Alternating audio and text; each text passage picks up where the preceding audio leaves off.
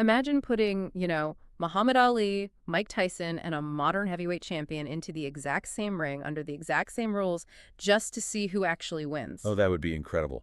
Just pure, raw results. Exactly. You strip away the eras, the different training methods, and, well, all the hype. Today, we are taking a deep dive into a paper that did exactly that. But instead of boxers, they threw Wall Street's most famous financial models into the ring to see which ones are real and which ones are just, clever marketing. Yeah, and it really addresses the ultimate question of the information age.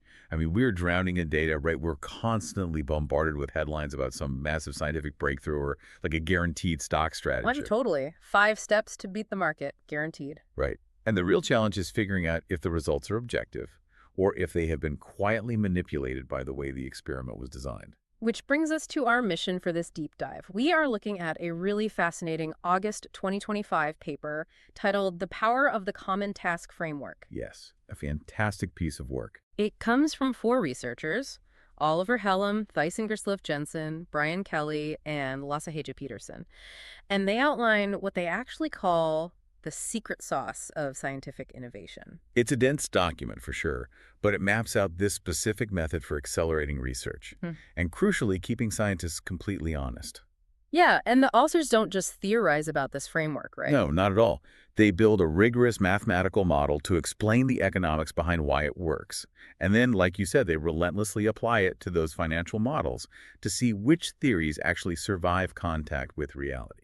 So by the end of our time today, you are going to walk away with a brand new mental model for evaluating information. Whether you're managing a team, investing your savings, or just trying to be a smarter consumer of the news, this framework shifts how you look at any claim of success. It really does. But, to understand the solution, we kind of have to look backward at the problem. Right, like why is scientific progress sometimes so incredibly slow? Well, science is fundamentally supposed to be cumulative. Isaac Newton famously said that if he saw further, it was by standing on the shoulders of giants. You build on the work of the people who came before you. Exactly. But that entire process shatters when research is not repeatable. I mean, if different experiments cannot be accurately compared to one another, there are literally no shoulders to stand on. Yeah, if the foundation is made of sand, you can't build a skyscraper. Precisely. And the physicist Richard Feynman actually called this cargo cult science. Cargo cult science. I love that term. It's so descriptive. It has all the bells and whistles of science. It, looks like science, but it's missing the absolute integrity required to actually produce real-world results. Right. And there's also this immense, very human pressure in academia and industry to just publish positive results, isn't there? Oh, absolutely. John Pierce, a prominent researcher in the mid-20th century, issued a pretty blunt warning about this. He noted that to sell suckers, one uses deceit and offers glamour. Wow. Tell us how you really feel, John. Right. But he was pointing out that researchers face massive temptations to oversell their results or, selectively report their findings just to keep their funding alive. Which actually leads us to a pretty wild story from the 1970s. Yes, the DARPA story. Yeah. So the U.S. Defense Advanced Research Projects Agency, DARPA, was funding research into automatic speech recognition, and progress had completely stalled out.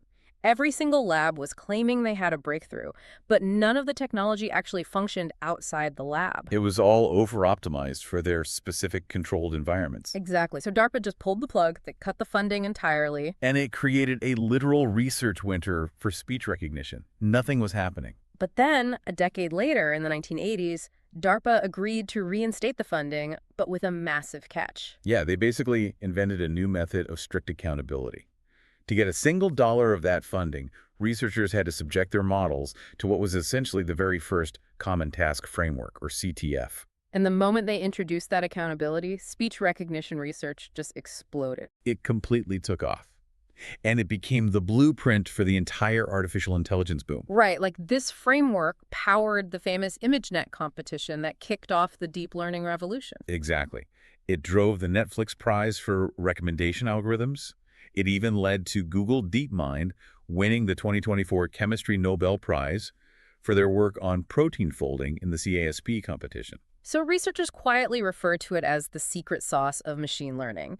But as this paper highlights, until now, there was never a really rigorous definition of what a CTF actually is, or an economic model proving why it works so well. Right, it was just sort of this thing people did because they knew it worked. So let's pin down that definition. I like to think of the old way of doing science like a completely chaotic cooking competition. Okay, I like where this is going. Like, every chef is in a totally different kitchen. One is at sea level, one is up in the mountains. They are using completely different ingredients they bought themselves. And at the end of the day, they get to be the judge of their own food. And shockingly, everyone claims they made a 5-star meal. Right. But the comparability in that scenario is absolute zero. Zero. You can't declare a winner. But the common task framework is like a standardized baking tent. According to the paper, a CTF requires 3 absolute rules. Rule 1, shared training data. Right. Every single person gets the exact same flour, sugar, and butter. Exactly. Rule 2, a common task with a predefined quantitative metric to judge success. So we are all baking a chocolate cake, and it will be judged on a very specific moisture scale. Yes, no subjective taste tests. And finally, Rule 3, a leaderboard that controls for overfitting, usually via a secret test set. And that third rule is the absolute linchpin. The secret test set. Yeah. It means judging the models on data they have never seen before. It ensures that a researcher hasn't just, built an algorithm that perfectly memorizes the training data, but completely fails when introduced to the real world. Okay, so the baking tent keeps things perfectly fair. But standardizing everything across an entire field sounds incredibly expensive and time-consuming.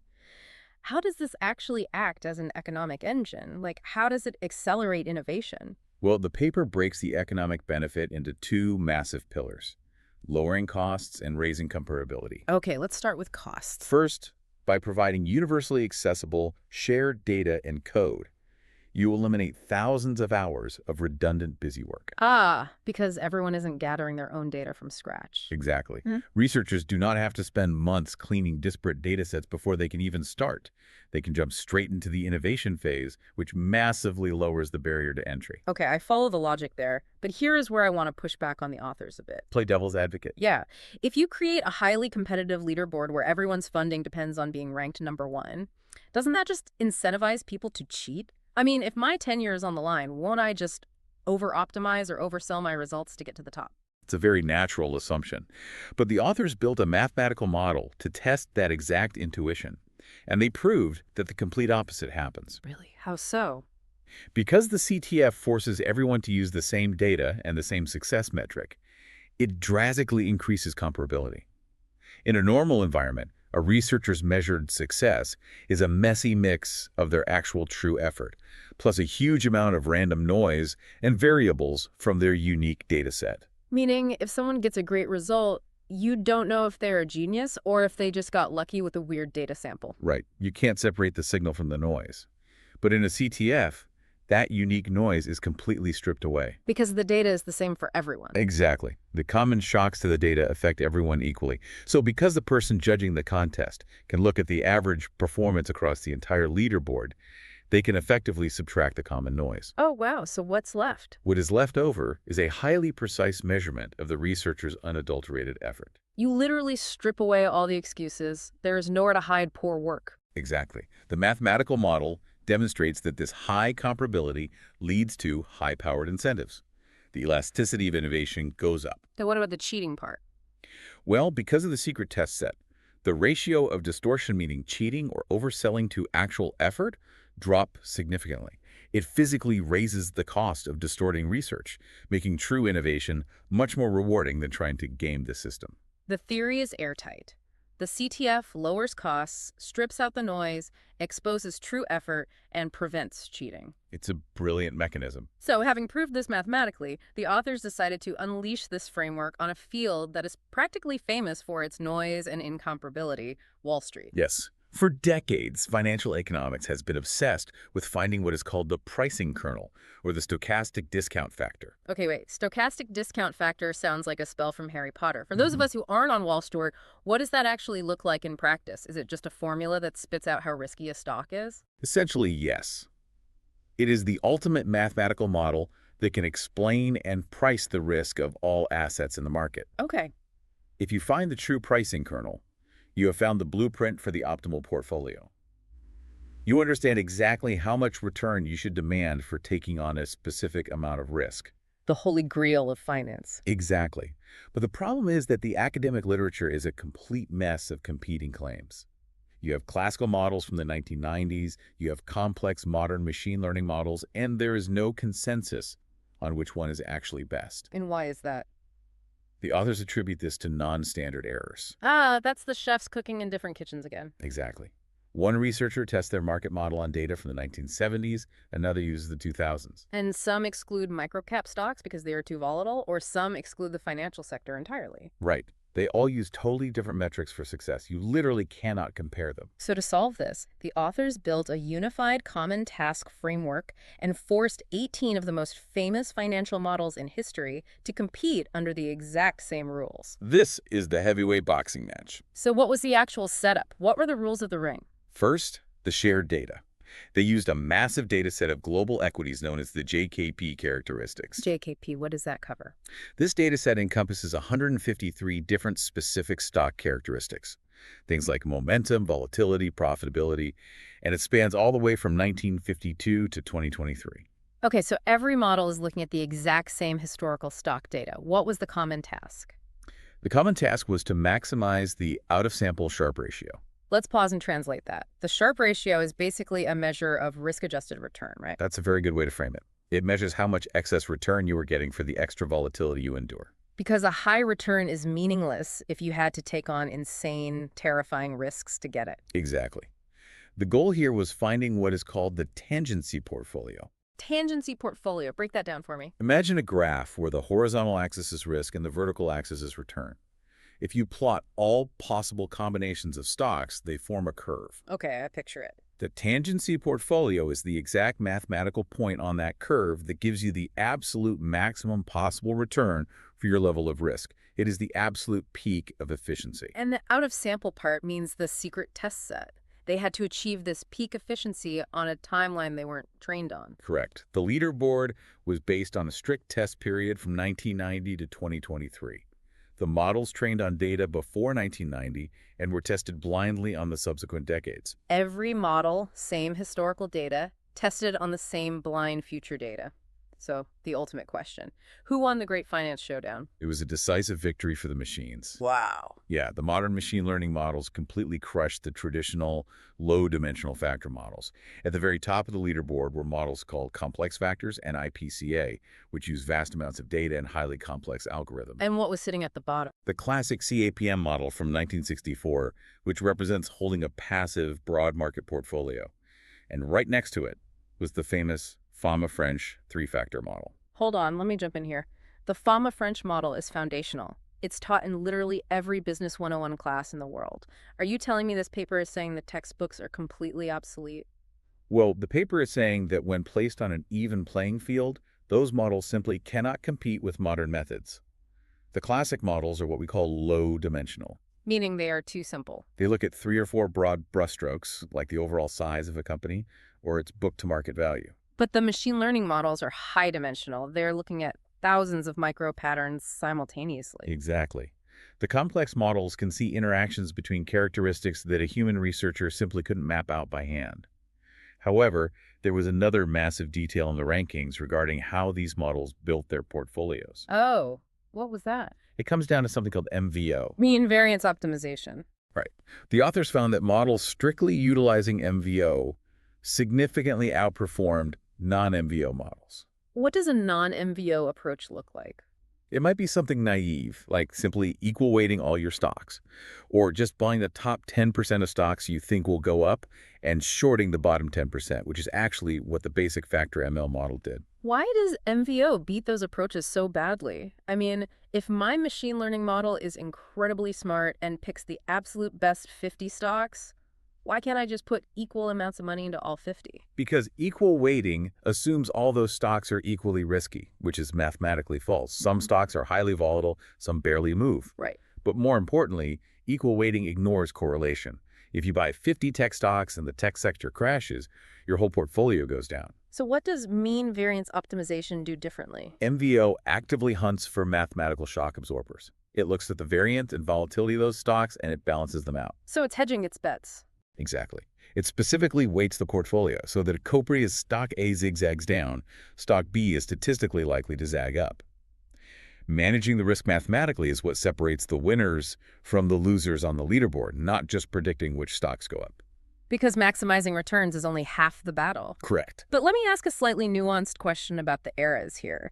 Is it really entirely fair to compare the French model, which was created in 1993, to a highly advanced machine learning model from 2023? I mean, weren't the older models working with way less historical data when they were originally conceived? It's a great point, and the authors actually acknowledge that critique. Mm. Newer models absolutely benefit from having seen more market history. Right. They have hindsight on their side. But when the authors plotted the performance of these top machine learning models over time, they found a fascinating plot twist. The performance of the best models is actually decaying. Decaying, like they're getting worse at predicting the market. Exactly. If you look at the Sharpe ratios of the top ML models back in the early 2000s, they were hitting incredible numbers, around 3.0 or 4.0. Which is huge. Massive. But as time marched on toward the 2020s, those Sharpe ratios dropped drastically, down to 1.0 or even 0.5. And what happened to the older, simpler models during that same time? The older factor models just bumped along at a low but steady level without much of a time trend at all. Why is the machine learning alpha decaying so fast? Is the market just getting harder to beat? That is the theory of algorithmic crowding. The extreme flexibility of machine learning allowed it to spot and exploit very complex, temporary mispricings in the market in the early 2000s. Oh, I see. Yeah. But as more and more hedge funds and institutional capital utilize these exact same advanced techniques, they're all chasing the same anomalies. And the moment everyone starts trading on an anomaly, it disappears. The market adapts and prices it in. Exactly. Your model has to work twice as hard today just to stand still. Which brings us to the final and honestly perhaps the most optimistic finding of the paper. We have this ruthless competition, a strict leaderboard that crushed the classic models. But the data reveals a final trick, proving that competition actually breeds the ultimate collaboration. Yes, this part is brilliant. The authors looked at the correlation between the 18 different models, right? Yes. Now, keep in mind, all 18 models are trying to predict the exact same thing. The pricing kernel, the optimal tangency portfolio, you would naturally assume their predictions would be highly correlated with one another. Yeah, if everyone is looking at the same map, they should all be pointing to the same buried treasure. But the data showed surprisingly low correlations between the returns of the different models. Meaning they aren't just redundant versions of each other. It's like the old parable of the blind man and the elephant, right? Perfect analogy. One is feeling the trump and thinks it's a snake. One is feeling the leg and thinks it's a tree. Alone, they are all a little bit wrong. But force them to share their data, and suddenly you have the whole elephant. Because the common task framework forced every single model onto the exact same data format, the authors were able to mathematically combine them into what is called an ensemble method. They took the best parts of all the heavyweight champions and merged them into one super fighter. They tested several combinations, but the absolute winner was a mean-variance optimal ensemble with a no-shorting constraint. Okay, let's unpack that name. Mean variance optimal, we know. It's using that mathematical shock absorber technique to balance risk. But what does the no shorting constraint mean in this context? It means the ensemble is only allowed to buy stocks it expects to go up. It cannot bet against stocks it thinks will go down. Why limit the model like that? Because shorting stocks introduces a massive amount of real-world friction and practically infinite risk. So removing that option keeps the model grounded in practical reality. And how did this ensemble perform against the individual champions? It outperformed every single individual model on the leaderboard. The combined ensemble beat the best individual machine learning model. That is such a profound takeaway for you listening right now. Whether you are building a team at your company or analyzing investments for your own portfolio. It really is. Relying on one single-star employee or one-star metric is inherently risky and limited. Systematically combining diverse approaches, diverse ways of looking at the same data, yields the absolute best results. It serves as mathematical proof of the value of cognitive diversity. Right. And what's truly exciting is that the authors are not stopping with this retroactive paper. They have effectively open-sourced the future of financial research. Yes, they launched a live website for a brand new competition. Any researcher anywhere in the world can submit a model script to them by December 31st, 2025. And the kicker is that those models will be judged on completely secret, unseen future market data from the year 2026. It is the ultimate blind taste test. We will finally see which theories hold up when absolutely no one has the ability to peek at the answers beforehand. Exactly. It's going to be fascinating to watch. So let's take a breath and recap this incredible journey. We started with DARPA pulling funding for speech recognition because of a total lack of comparability. Right. We saw how the Common Task Framework shared data, a common metric, and a secret test set ignited the AI revolution. It totally transformed the field. We explored the economic theory of how this framework strips away the noise to expose true effort, making cheating a losing strategy. And then we watched as it was applied to the chaos of Wall Street, proving that machine learning ensembles dominate, but also that their edge is slowly decaying as the market adapts and gets smarter. Ultimately, the Common Task Framework is a lens for clarity.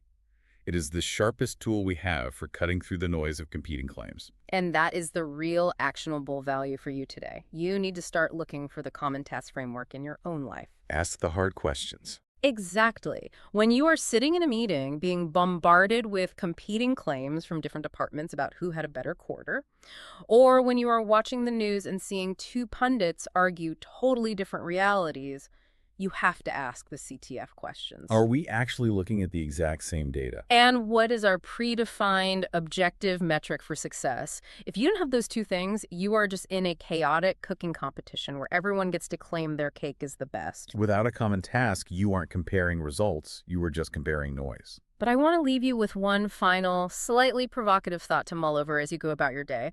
We have seen today that the Common Task Framework is incredibly effective at accelerating progress in objective, data-rich fields. Like finance and AI. Right. It helps solve protein folding in biology, it perfected speech recognition, and it can build a mathematically superior stock market portfolio. Right. But what would happen if we tried to apply this ruthless mathematical framework to inherently messy, subjective human fields? Oh, wow. That's a fascinating idea. Could we design a common task framework for political policies? What would the shared data and secret test set look like for educational outcomes in our schools? Or even for artistic value? It would certainly force a lot of honesty. It would.